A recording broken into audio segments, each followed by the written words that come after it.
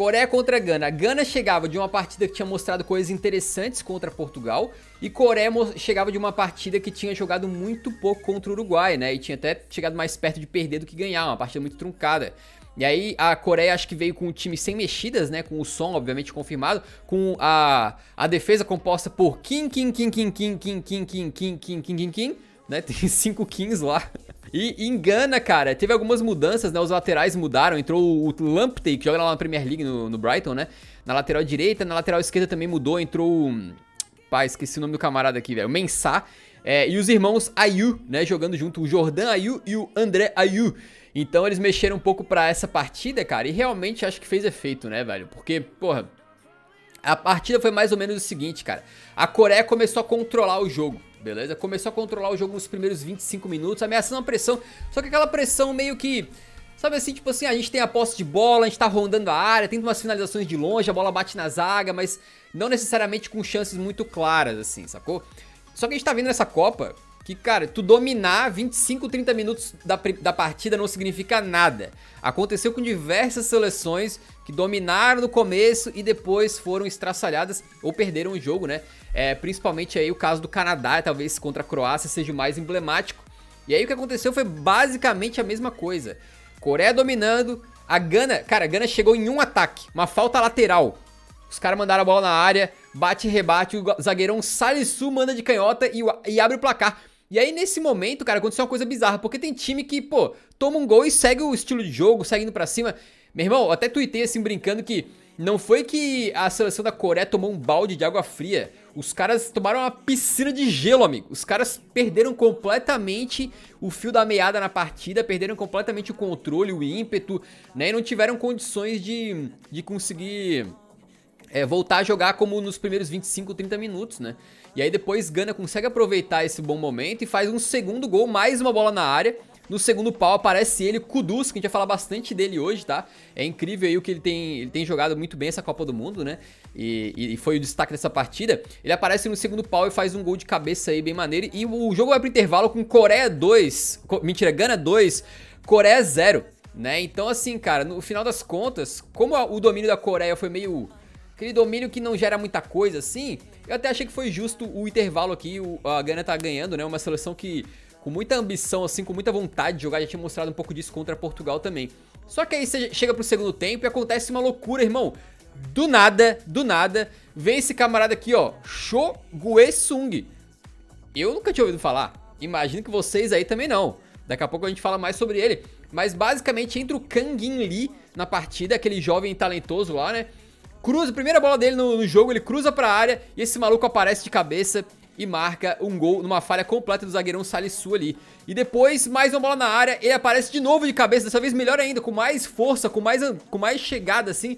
E empata o jogo assim, ó. Pum, do nada a Coreia do Sul tira o empate da cartola. E aí o camarada aqui, a gente foi ver que ele joga lá no Jeon... como é que chama? O time dele? Jeonbuk. O Motors, né, da Coreia. Ele tem 1,89 m de altura, então é grande, né? Não é à toa que ele meteu 2 gols. Eu falei, Son nada, o Son não fez uma boa partida. O herói da Coreia hoje foi o Cho, né? Foi o Cho. Eu diria que ele deu um show. Cara, tem tanta piada pra fazer, né? O Cho aqui, ele falou Show Gana e fez os jogadores de Gana chorar, né? Os torcedores de Gana na arquibancada ficaram em choque. Dá pra continuar, mas eu vou me limitar aqui, já tá bom, né? Enfim, aí no final das contas... cara, a Coreia tentou até ameaçar uma pressãozinha ali, mas foi Gana quem chegou ao terceiro gol e foi com o Kudus novamente. Cara, num lance que foi bizarro, velho, porque a bola vem da esquerda e aqui o que acontece, cara? O camarada Iñaki Williams, ele dá a bola era pra ele, no meio da área finalizar, ele dá uma furada, irmão, uma furada feia, tá? Feiosa. Só que a furada acaba servindo como um corta-luz, a bola chega no Kudus, ele finaliza de canhota, faz o segundo dele e bota a Gana mais uma vez na frente do placar. Ele que, cara, já jogou em meio... Na verdade, até hoje ele faz uma parte de meio campo, uma parte meio que como ponta direita. No Ajax joga como falso 9, né? Então, camarada muito polivalente, muito talentoso. Ele tem drible, tem arrancada, tem finalização, tem personalidade também, volta pra marcar. É um jogador muito interessante que eu acho que em breve vai estar saindo pra clube maior aí, né? E aí, no final das contas, com o doblete de Kudus, Gana 3, Coreia do Sul 2, um baita de um jogaço, né? No destaque do SofaScore aqui eles deram para o Cho, o melhor da partida aqui com nota 8.4, né? Basicamente ele entrou, ele quase meteu um gol, depois meteu 2 gols, realmente foi muito bem aí depois que entrou na partida. E vocês podem ver que também teve bastante produção ofensiva das duas seleções, né? Mas principalmente da Coreia. A Coreia chutou muito mais pro gol, tentou mais, só que a Gana foi mais eficiente. A gente acabou escolhendo aqui o Man of the Match para o Kudus. Embora o Cho tenha até feito assim, se olhar os números, né? Ele teve mais finalizações, mais ações. Só que o Kudus decidiu o jogo, né? Pro lado vencedor. Então é difícil tu falar que não foi ele. A gente entregou aqui o melhor do jogo do Eurão pra ele. E cara, mais uma partida em que Gana consegue meter gol, mas ao mesmo tempo mostra uma dificuldade defensiva, né? Concedeu 3 gols pra Portugal, 2 pra Coreia do Sul, mas ao mesmo tempo também marcou 2 gols contra Portugal, 3 contra a Coreia do Sul. Então é um time que faz bastante gol, toma bastante gol, entretenimento puro a seleção de Gana. Tem alguns jogadores muito interessantes. E bom, cara, queria saber o que tu achou desse jogo aí. E parece que o Kudus, assim como o Gakpo na Holanda, parece um jogador que tá tem toda a cara de que tá entrando na Copa de um tamanho e vai sair de outro, né? Eu não sei se o pessoal mais jovem aí da live talvez não tenha conhecimento, mas existiu por muito tempo um estereótipo aqui no Brasil e que as seleções africanas jogam futebol irresponsável, que elas atacam muito, que elas jogam meio que sem se preocupar com a tática, algo que é até, de certa forma, racista, né? Mas a gente tá vendo a Gana, cara, na verdade eles tendo um bom plano de jogo, né? Por exemplo, contra Portugal, eles conseguiram fazer 2 gols e quase empatar o jogo no finalzinho. Então eles fizeram um jogo muito parelho contra Portugal. Eu diria até que eles deram mancada realmente na questão individual, né? Porque o gol do João Félix contra a Gana é um gol que nasce de uma falha do lateral esquerdo dos caras, que não consegue parar o passe do Bruno Fernandes, né? A bola passa no meio das pernas dele. Mas eles fizeram um bom jogo, eles competiram bem. E agora contra a Coreia do Sul, mais uma vez, né? Poderia ser um caso isolado, mas acabou que não é. A gente viu que é uma seleção que realmente tem um plano de jogo, que realmente sabe jogar. Eles têm suas deficiências, como toda seleção pequena, não tem muito o que fazer, mas eu acho que eles estão preparados, sabe? Eles sabem o que fazer, eles têm uma ideia, diferente do Canadá, só um exemplo. Porque o Canadá, a sensação que eu tinha é que eles meio que não sabiam se comportar em certas ocasiões de jogo, e acabavam exagerando na forma como ficavam expostos. Mas a Gana não. E o Kudus é realmente, assim, disparado o melhor jogador dessa equipe. A gente já tinha visto ele jogar no Ajax, na Liga dos Campeões, né? Ele apareceu bem na fase de grupos. Se eu não me engano, ele fez 2 gols na fase de grupos da Champions. Mas a gente tá vendo ele pela primeira vez numa competição com uma tensão tão grande, né? Porque de fase de grupos de Champions pra Copa do Mundo a diferença é colossal. E acaba que ele jogou bem contra Portugal, jogou muito bem contra Portugal. Foi o melhor jogador de Gana. E de novo o melhor jogador de Gana, né? Dessa vez com gols e tudo. Gols no plural. Algo que não é simples você fazer um doblete na Copa do Mundo. Agora, passando mais pro lado da Coreia, eles também fizeram um jogo razoável, um jogo bom, conseguiram pressionar bastante. E eu fiquei muito decepcionado com o som, cara, sinceramente. Quando a Coreia melhorou no jogo e começou a pressionar, eu pensei, porra, o som tá sumidaço, mas agora é a hora dele aparecer.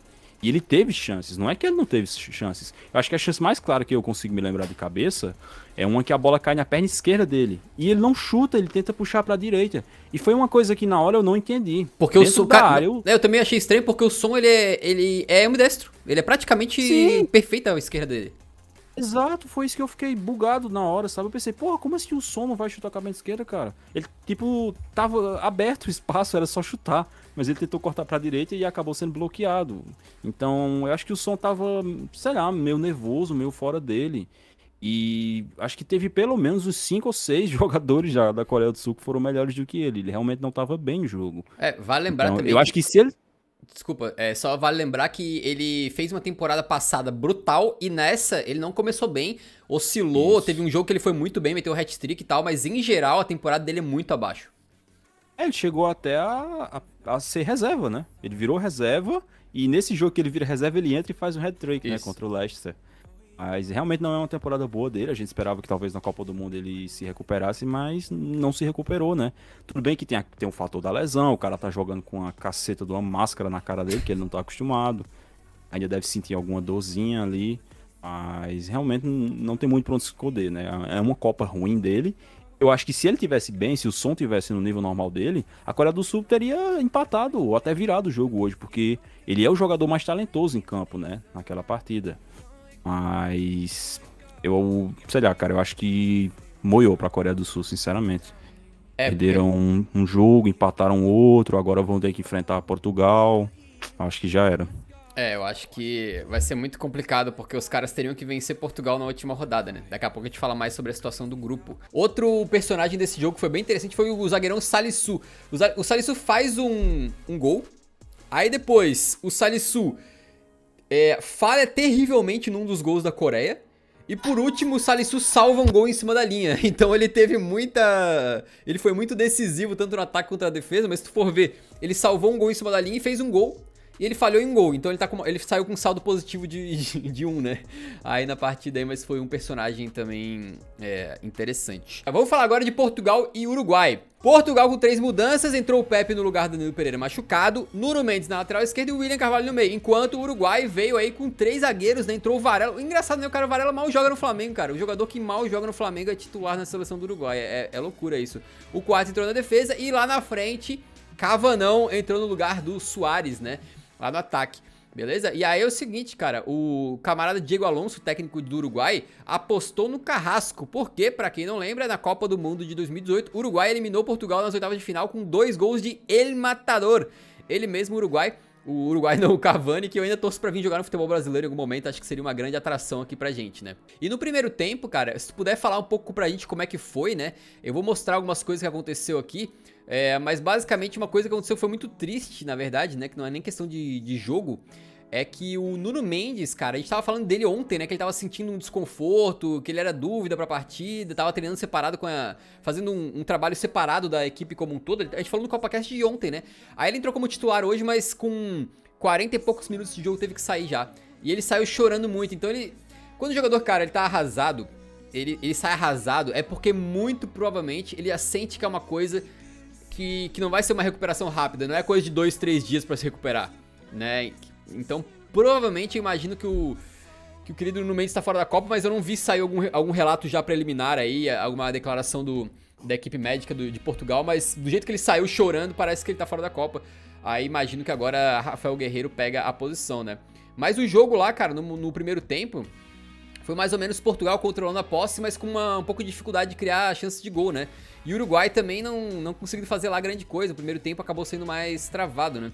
Foi um jogo, na verdade, assim, pouco criativo, né? Portugal tem jogadores melhores do que o Uruguai em quase todas as posições, então eles acabaram dominando as ações, mas sem oferecer algum real perigo. Acho que o primeiro tempo de Portugal foi bem estéril, né? Aquele arame liso, só cerca, mas não consegue perfurar. E o Uruguai também, cara, tava fazendo não tava conseguindo colocar a sua estratégia em prática, porque claramente eles entraram pra tentar defender, fizeram um esquema com 3 zagueiros e 2 alas, e eu acho que a ideia do Diego Alonso era usar esses 2 alas meio que pra, sei lá, puxar um contra-ataque, se aproveitar da velocidade deles, mandar o Darwin Núñez espetado, mas acabou que nada disso deu certo.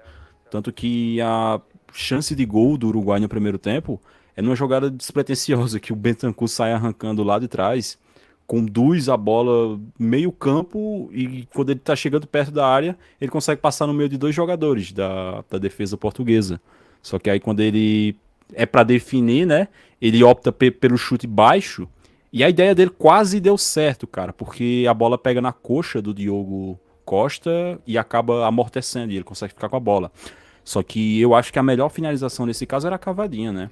Eu sei que não é fácil dar cavadinha, é muito mola a gente daqui sentado dizer que tinha que ter dado a cavadinha. Eu sei que não é fácil, mas eu acho que era a melhor opção, né?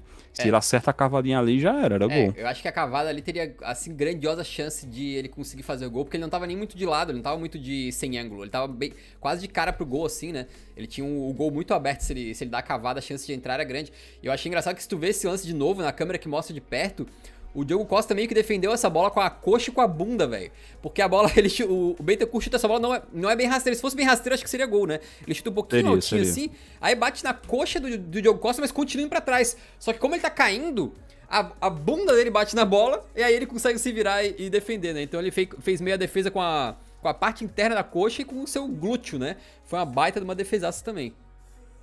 Tinha opções melhores, como a gente já citou a cavadinha, ele poderia ter tentado driblar o goleiro, já que ele já tava no embalo ali, passando por todo mundo. Mas a gente tem que dar o desconto porque ele não é atacante, ele não é nem meio atacante, né? Ele é um meia de ligação, conseguiu fazer a jogadaça ali e acabou não conseguindo fazer o gol.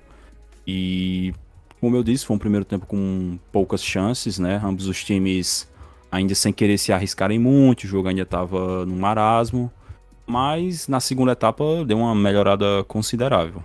No primeiro tempo que a gente teve 70% de posse de bola para Portugal, o que eu acredito que inclusive é mais ou menos parecido com como foi contra a Gana no primeiro jogo.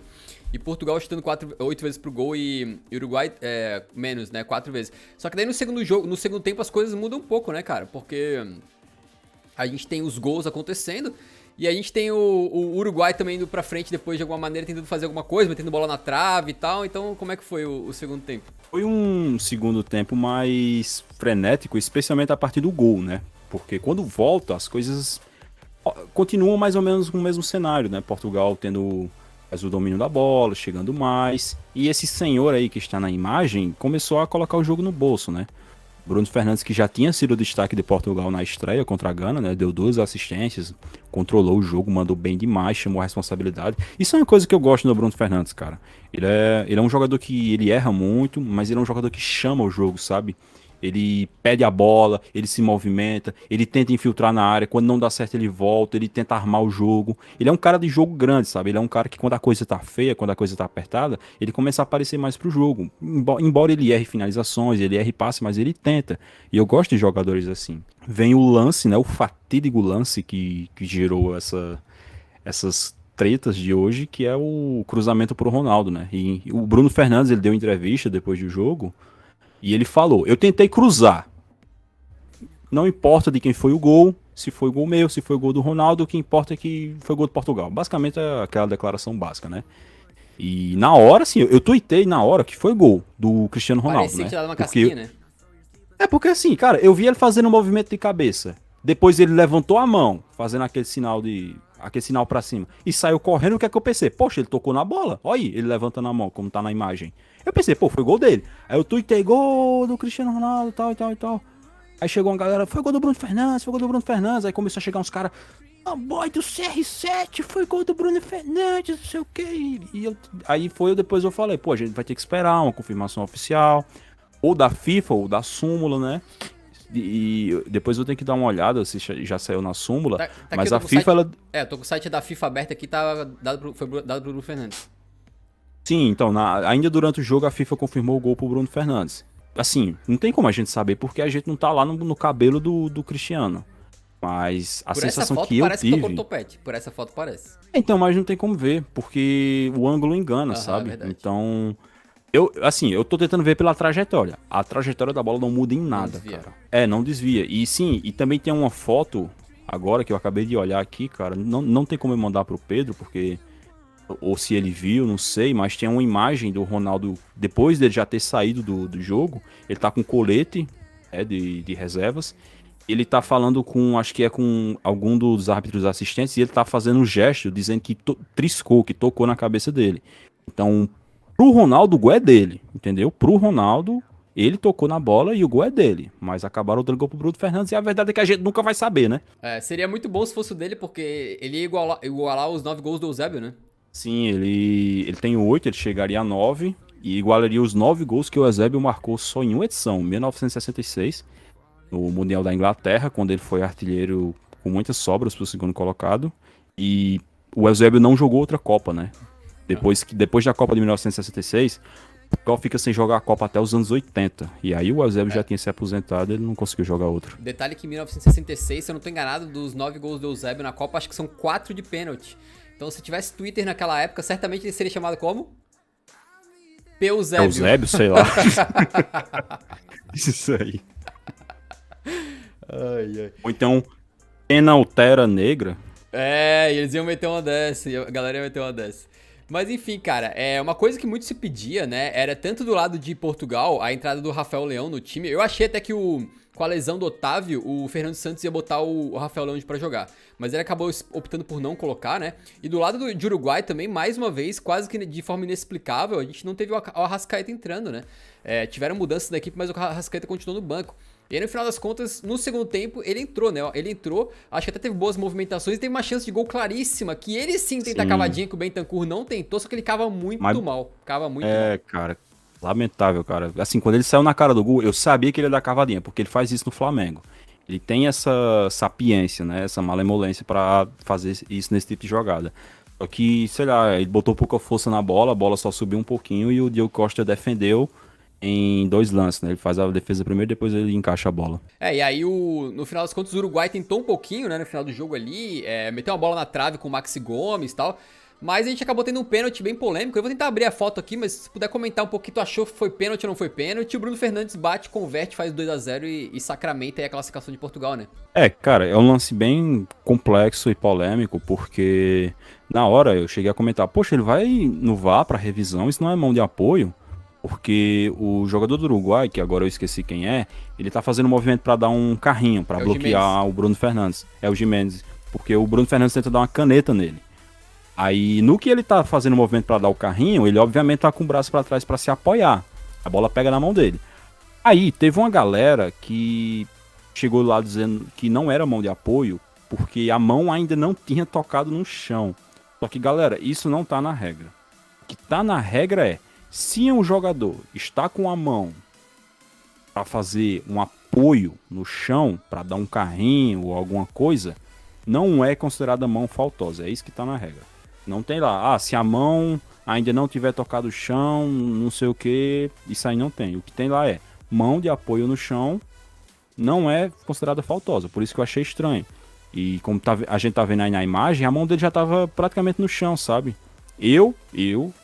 Pelo que eu sei dessa regra, pra mim não seria pênalti, mas eles revisaram, deram pênalti, então deve ter alguma brecha lá que permita ser marcada a falta. E as duas seleções acabaram criando, em termos de gols esperados, praticamente a mesma coisa. A diferença é que as chances que o Portugal teve, converteu, e o Uruguai teve, acho que foram as duas chances mais claras, foram essa do Maxi Gomes e a do Arrasca, né? E eles perderam as duas. Não, teve outra. Teve uma chance muito boa, né, do Uruguai. Não, do Suárez. É uma falta lateral que quase pequena área, né? Isso, que ele acaba chutando a bochecha da rede. Eu acho que assim, é uma chance que pelo menos o gol ele deveria ter acertado. Eu achei que ele mandou mal nesse lance. Eu achei que tava meio torto, era difícil, mas talvez o Suárez Prime teria guardado essa aí, né? Fácil, ele teria enfiado a bola no gol com o goleiro e tudo. Em termos de chances criadas, não foi tão diferente as duas equipes. Portugal, obviamente, conseguiu converter as suas, né? A gente acabou entregando o Man of the Match para o Bruno Fernandes, que ainda mete uma finalização na trave, né? Depois, já nos acréscimos, finalzinho dos acréscimos do segundo tempo já. Poderia ter feito um hat-trick. Mas em termos de atuação, tu acha que melhorou? Cara, Portugal ganhou um pouco mais de cancha para as oitavas de final. Como é que tá? De certa forma, eu acho que melhorou sim, porque até aquela reta final ali, teve uma reta final ali que depois que o jogo já estava em vantagem para Portugal, e o Uruguai criou 3 chances seguidas, né? Então eles criam uma chance com o Maxi Gomes, eles criam uma chance com o Suárez e eles criam uma chance com o Arrascaeta. Mas de resto, eu acho que no âmbito geral do jogo, o Portugal fez um jogo sólido, né? Conseguiu neutralizar bem o Uruguai. E o grande diferencial foi o Bruno. Eu acho que o Bernardo Silva fez um bom jogo, o João Félix bem mais ou menos, eu não tô gostando da Copa dele, eu acho que nem deveria ser titular, pra mim deveria ser o Leão, mas ok, fez o papel dele, o Ronaldo também não fez um grande jogo, mas o Bruno Fernandes realmente foi o grande diferencial da equipe e comandou essa equipe, né, orquestrou essa equipe, o que é curioso, cara, porque lembra da última Eurocopa que o Bruno Fernandes não joga absolutamente nada? Ele foi pro banco, cara. Um ano atrás só, um ano e meio, vai, e assim, muita gente questiona ainda a seleção de Portugal, porque ele jogava muito no Manchester United, chegava em Portugal e não conseguia desempenhar. Mas a verdade assim é que o Bruno Fernandes é um baita no jogador e tá fazendo uma baita de uma Copa, né? O cara estreia dando 2 assistências, no jogo seguinte faz 2 gols, né? Ele foi totalmente crucial pra você ter noção. Portugal fez 5 gols na Copa. Ele participou de 4. Então, você tira o Bruno Fernandes dessa equipe, a gente não saberia como é que eles estariam agora. Mas bom, rapidamente então, só pra fechar o lance de Portugal aqui, cara, a situação no grupo está desta maneira aqui, tá? Portugal tá em primeiro, Gana em segundo, Coreia do Sul e Uruguai empatados ali, mas com a Coreia do Sul tendo um saldo de gols menos pior, tá? Portugal já está classificada para mata-mata. Gana contra o Uruguai, rapaziada. Eu queria fazer um apelo pra vocês. Todo mundo tá me assistindo aqui, são 4.600 pessoas. Eu queria fazer um apelo pra vocês que é o seguinte: se você tenta assistir só jogo de seleção grande, joga isso pela janela e marca no seu calendário Gana contra Uruguai. Pode ser um jogo ruim? Pode, porque Copa do Mundo, na verdade futebol, a gente nunca sabe se o jogo vai ser bom ou não, mas tem tudo pra ser um jogaço absurdo, cara, por 2 motivos. Gana perdeu pra Uruguai em 2010, poderia ter ido pra semifinal, seria o melhor desempenho da história de uma seleção africana na Copa do Mundo, e perdeu por causa daquele lance do Suárez metendo a mão na bola em cima da linha.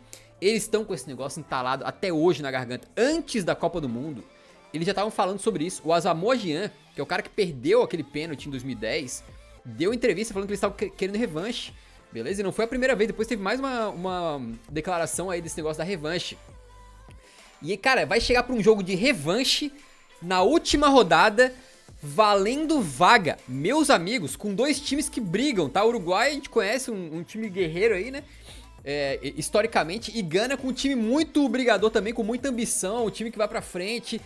Pode ser um jogaço absurdo. Então, cara, bota na sua agenda, beleza? Se for ruim o jogo, não vou me desculpar, porque tudo pode acontecer no futebol, mas tem tudo pra ser um dos melhores jogos da fase de grupos. Não só pelo que tá em jogo, que é a classificação pro mata-mata, mas também pela rivalidade, né? Já pra Coreia do Sul, botei a hashtag errada agora que eu vi. A Coreia do Sul tem que ganhar de Portugal e ainda torcer contra Gana. Então, muito complicado, né, cara? Não sei não, velho. Se a Coreia do Sul, acho que infelizmente já tá, até pelo futebol que jogou, né, acho que já tá eliminada. Então assim, cara, Camarões contra a Sérvia foi um jogo que a gente esperava um favoritismo da Sérvia por ter nomes de muito talento, né? A gente esperava um time que conseguiu defender contra o Brasil por um bom tempo, tá fazendo uma boa partida defensiva, e que contra Camarões, que é uma seleção em teoria mais frágil, eles conseguiriam vencer essa partida, que a gente tinha até certa confiança sobre isso, né? E aí quando saiu as escalações, bom, a Sérvia não tenho certeza se fez alguma alteração aqui, mas veio com o time, se teve alguma alteração, foi muito parecido com o time que jogou contra o Brasil. E Camarões, cara, veio com uma alteração muito bizarra, porque o Onaná é o goleiro titularzaço, e aí começou aqui, que cadê o Onaná? Não tá jogando, tá esse outro goleiro aqui no time titular, e o Onaná também não está no banco, né? Então logo de cara, meu Deus, o que aconteceu com o Onaná? Basicamente, o treinador, né, de Camarões, ele pediu pro Onaná jogar de forma mais conservadora, arriscar menos. E o Onaná é um goleiro que gosta de jogar com os pés, gosta de sair jogando, tentar achar um cara sem dar chutão, né? Ele gosta de usar a qualidade dele também pra sair do gol tipo assim, tentar antecipar um jogador, sair num cruzamento. E o treinador lá de Camarões, o Song, falou, não, isso aí tá arriscando muito, tu tem que jogar mais de boa, arriscar menos, ser mais conservador no teu jogo. E o Onaná falou, não vou fazer isso. Aí o cara falou, então tá fora do time, pronto, acabou. E aí diz a lenda que ele ficou não só fora do time, como vai embora da Copa, não vai fazer parte do grupo, né? Então uma treta bem maluca, eu nunca tinha visto um jogador tretar assim de um dia pro outro por causa de uma questão de estilo de jogo, e não é nem que tipo, o Onaná foi mal na primeira partida, não é nem isso, né? Então, bom, de qualquer maneira, o Onaná ficou de fora aí do jogo contra a Sérvia, beleza? E aí foi um jogo, cara, que, na verdade, assim, primeiro tem que sempre destacar a torcida de Camarões, né? Cara, maravilhosos, mais uma vez, dando show, beleza? E, cara, foi um jogo que é o seguinte, a Sérvia tem 300 caras de 2 metros de altura, né? Tu vai ver os jogadores da Sérvia lá, a média de altura deles é gigantesca. Os caras são bons pelo ar. E aí o primeiro gol da partida sai com Camarões fazendo o quê? Bola na área. Os caras não só perdem a primeira de cabeça, como deixam o Casteleto, zagueiro de Camarões, livre no segundo pau pra só empurrar e abrir o placar pra Camarões, né? Acho que esse aqui é o camarada, né? Que faz o gol aí. E aí depois a Sérvia começa a equilibrar a partida, né? A verdade é que, mais uma vez nessa Copa do Mundo, a gente vê uma equipe saindo atrás, depois conseguindo se recuperar. Até com certo domínio, com certa tranquilidade, né? Então, eles foram pra cima e, cara, já nos acréscimos do primeiro tempo, o Pavlovic, que esse cara tinha aparecido contra o Brasil, né? Tinha aparecido nos lances contra o Brasil, acho que ele até tomou amarelo, se não me engano, contra o Brasil. E ele aparece na área e vai de cabeça e manda o gol pra empatar a partida, numa falha completa do Zambanguissa. O Zambanguissa fez uma grande partida na primeira rodada da Copa do Mundo. E hoje ele falhou em 2 gols. Primeiro do Pavlovic, que ele não sobe com o cara, deixa ele cabecear sozinho. E depois esse aqui, cara, ele perde a bola no meio campo, aí o Milinkovic-Savic rouba a tabela e finaliza de fora da área no cantinho. E aí adivinha o que acontece? Decisões do treinador impactando diretamente na partida, porque o goleirão que entrou no lugar do Onaná, por causa daquela treta, foi mãozinha de alface.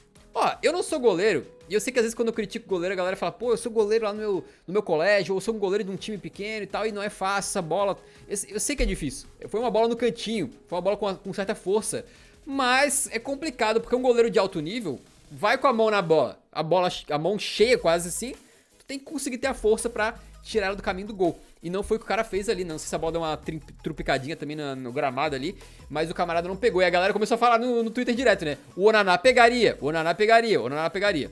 E no final das contas, a gente viu a Sérvia fazendo esse segundo gol, que a gente não sabe se conseguiria ou não, né? Com o Onaná dentro do gol de Camarões lá. E aí, cara, no segundo tempo a gente pensou que a Sérvia poderia fazer o que foi o roteiro mais ou menos do jogo da Croácia, né? E assim, virar o jogo e começar a amassar Camarões, né? Porque Camarões conseguiu equilibrar as ações por uns 35 minutos com certa solidez, né? Mas depois parecia que eles iam pra cima e iam conseguir dar uma passadinha com o carro, né? E foi o que aconteceu no segundo tempo, quando eles fazem uma baita de uma jogada coletiva, eles conseguem trocar uns 4, 5 passes dentro da área, a marcação de Camarões muito frouxa, e aí bola no Mitrovic, ele só empurra pro fundo do gol e faz o 3-1 pra Sérvia. Nesse momento parecia que o jogo tava acabado, a Sérvia garantiu a vitória, tava jogando bem, Camarões não vai ter força pra reagir, só que aí acontece um fato único na partida. Entra, vindo do banco, um cidadão chamado Aboubakar.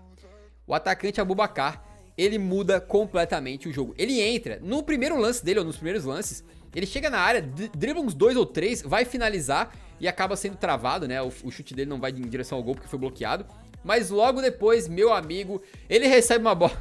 Cara, inacreditável o que ele fez. Ele recebe uma bola que eu acho que ele achou que ele tava impedido. Porque ele vai com tanta displicência pro lance que eu não acredito que ele acha que tava valendo, velho. O bicho driblou um camarada, o Maksimovic, que ficou assim, estatelado no gramado, quase aposentou o Maksimovic. E depois o goleirão sai aqui, ó, ele manda uma cavada. Mas não é nem uma cavada que tipo assim, deixa eu tentar explicar aqui com algum item aqui. Tem uma pilha aqui, ó, tem uma pilha.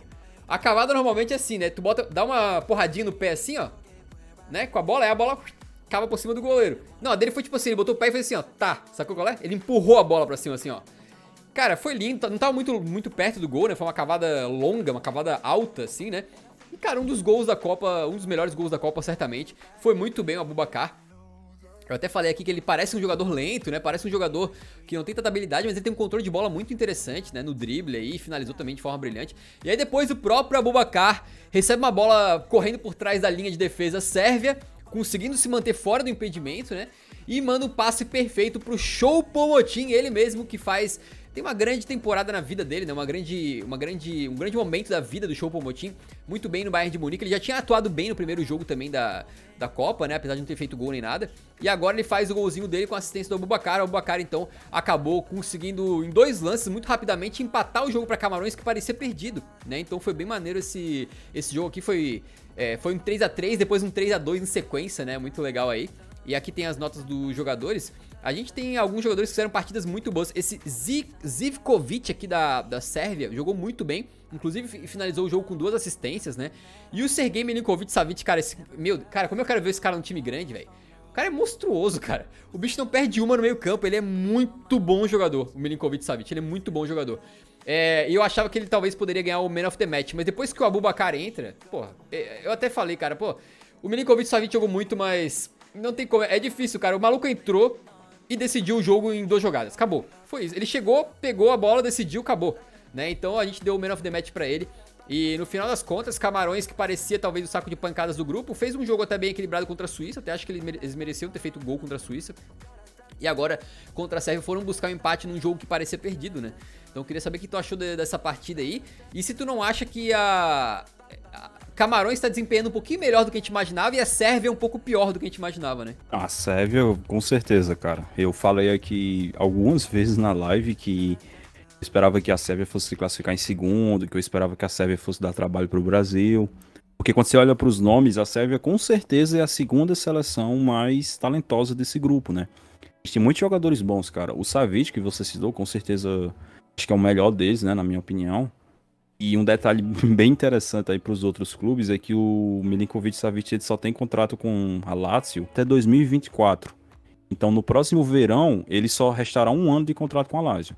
Então, se ele não for renovar com a Lazio, no próximo verão ele vai ser negociado.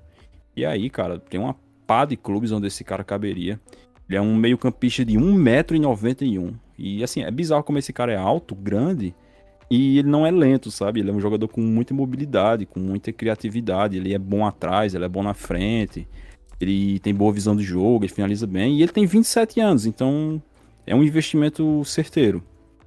Agora, sobre a Sérvia, cara, eles estavam tão bem no jogo, e uma coisa que eu não consegui entender, depois que eles abriram 3-1, foi a disposição tática deles, né? Porque eles já estavam ganhando o jogo de 3-1, o saldo tava bom, eles já estavam com um saldo melhor do que a Suíça, e eles continuaram subindo, pressionando, dando espaço, como se eles estivessem precisando fazer gol.